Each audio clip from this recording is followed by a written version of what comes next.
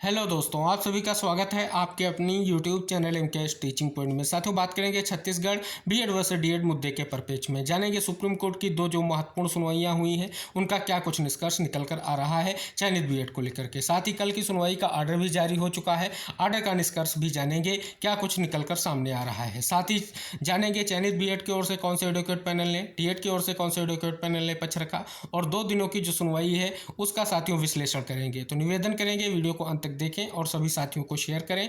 जो साथी चैनल पर पहली बार विजिट करें तो कृपया चैनल को सब्सक्राइब करके बेल आइकन प्रेस कर लें। जैसा कि साथियों इन सभी याचिकाओं के अगर बैकग्राउंड की बात कर ले तो यहाँ पर आपको स्पष्ट रूप से इंगित किया गया है कि जो छत्तीसगढ़ बिलासपुर हाईकोर्ट की डबल बेंच का एक महत्वपूर्ण जजमेंट है, जिस जजमेंट में आप सभी को पता है जो चयनित बीएड है उनको बाहर करते हुए 6 सप्ताह के अंतर्गत जो है सिलेक्शन लिस्ट को रीअरेंज करते हुए डीएड को नियुक्ति दी जाए, यानी डीएड को शामिल किया जाए, ये आदेश जो है पारित किया गया था और ऐसा डायरेक्शन जो है कहीं ना कहीं गवर्नमेंट को दिया गया था।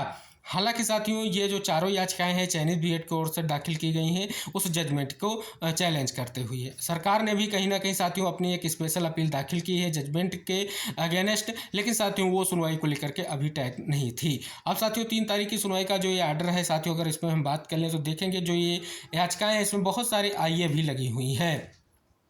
सर्वप्रथम साथियों आप सभी को अवगत करा दें, ये सुनवाई जो आपकी जस्टिस सुधांशु धूलिया सर और जस्टिस एहसानुद्दीन अमन-उल्लाह सर की बेंच में संपन्न हुई।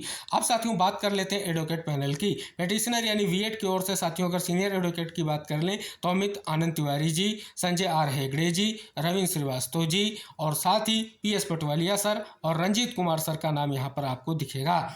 बीएड की ओर से साथियों ये एडवोकेट पैनल था। डीएड की ओर से साथियों एडवोकेट पैनल की बात कर लें तो मीनाक्षी अरोड़ा सीनियर एडवोकेट और साथ ही अगर हम बात कर लें सीनियर एडवोकेट यू के उनियाल सर जो है यहाँ पर आपको दिखेंगे।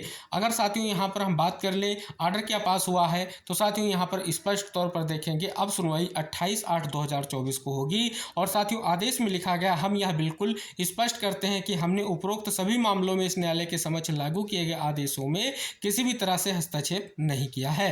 तो ये साथियों जो है कल की सुनवाई का आदेश है। अब साथियों बात कर लेते हैं 2 तारीख की सुनवाई के आदेश में क्या कुछ स्पष्ट किया गया था।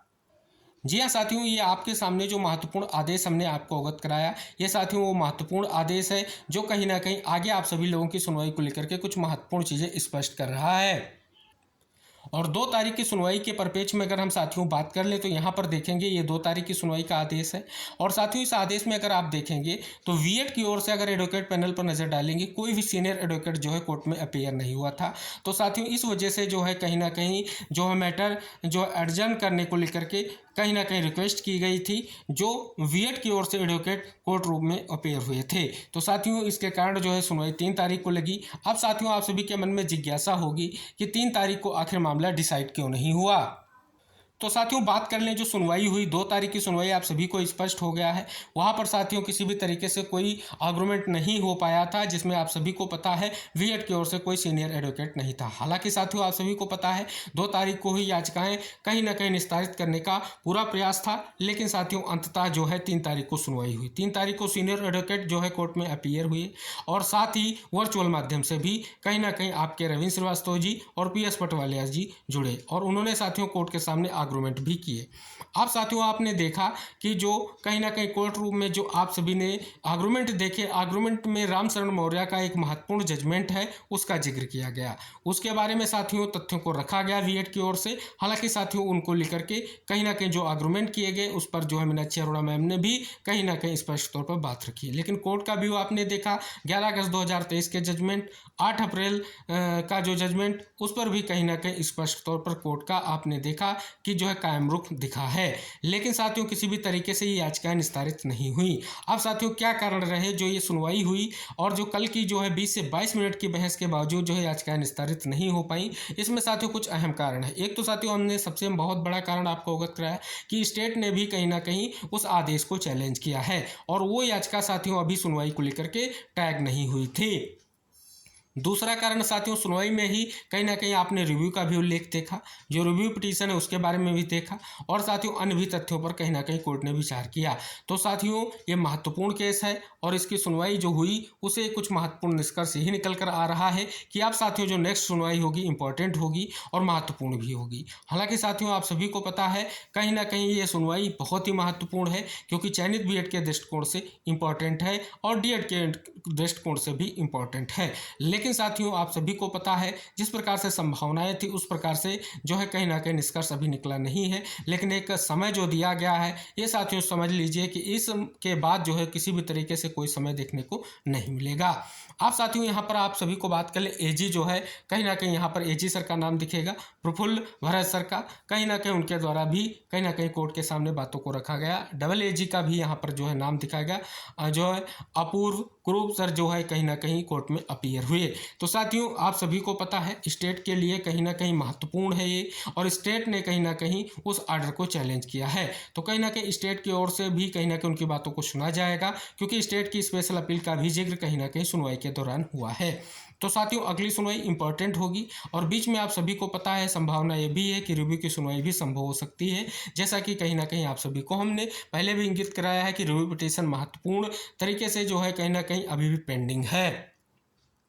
तो साथियों इन दोनों सुनवाइयों का एक ही निष्कर्ष निकल कर आ रहा है कि अब ये सुनवाई महत्वपूर्ण हो चली है, और एक लंबा समय तो दिया गया है लेकिन इसके बाद मामले के निस्तारण होने की पूरी संभावनाएं हैं। अब साथियों हम बात कर लेते हैं जो आपकी एक महत्वपूर्ण रिव्यू है उसको लेकर के। जी हाँ साथियों आप सभी के सामने वो महत्वपूर्ण रिव्यू पिटीशन का यहाँ पर जिक्र है। साथियों बात कर लें, ये आप सभी के सामने एक महत्वपूर्ण जो है स्थिति स्पष्ट हो रही है। जैसा कि साथियों आप सभी को हम इंगित करा दें, ये यहाँ पर अगर आप देखेंगे तो कहीं ना कहीं स्पष्ट तौर पर जो आपकी रिव्यू पिटीशन है उसके परिप्रेक्ष्य में महत्वपूर्ण सूचना यहाँ पर मिल रही है। लोक अदालत में कहीं ना कहीं इस मामले को जो है उठाया गया, जिसके परिप्रेक्ष्य में हमने आपको वीडियो के माध्यम से जानकारी शेयर की थी। अब साथियों ये मामला फिर से कहीं ना कहीं अब बेंच के सामने जाएगा, और पूरी संभावना है साथियों आगे क्या होगा ये आप सभी को कहीं ना कहीं सुनवाई के दौरान ही स्पष्ट हो सकेगा। तो ये सारी चीज़ें साथियों आप सभी के सामने निकल कर आ रही हैं जो सुनवाई के परिप्रेक्ष्य में महत्वपूर्ण भी हैं, और चयनित बीएड हो चाहे डीएड हो उनके लिए भी महत्वपूर्ण है। सुनवाई का जो निष्कर्ष निकल कर आ रहा है वो बहुत ही महत्वपूर्ण है। लेकिन साथियों आने वाला समय कहीं ना कहीं इस मैटर को लेकर के महत्वपूर्ण है, और इसमें जो है कहीं ना कहीं स्थिति बिल्कुल क्लियर होती दिखेगी। फिलहाल साथियों कल की सुनवाई में स्पष्ट हो सका कि कहीं ना कहीं इस मामले में आगे भी जो है सुनवाई की संभावना अभी है। इसी वजह से साथियों कल किसी भी तरीके से कोई जो है आदेश पारित नहीं हुआ। लेकिन साथियों पूर्व में दिए गए आदेशों पर कहीं ना कहीं देखेंगे तो बेंच का जो है रुख कायम दिखा है, और साथियों उम्मीद है एक महत्वपूर्ण फैसला इस केस के परिप्रेक्ष्य में देखने को मिलेगा।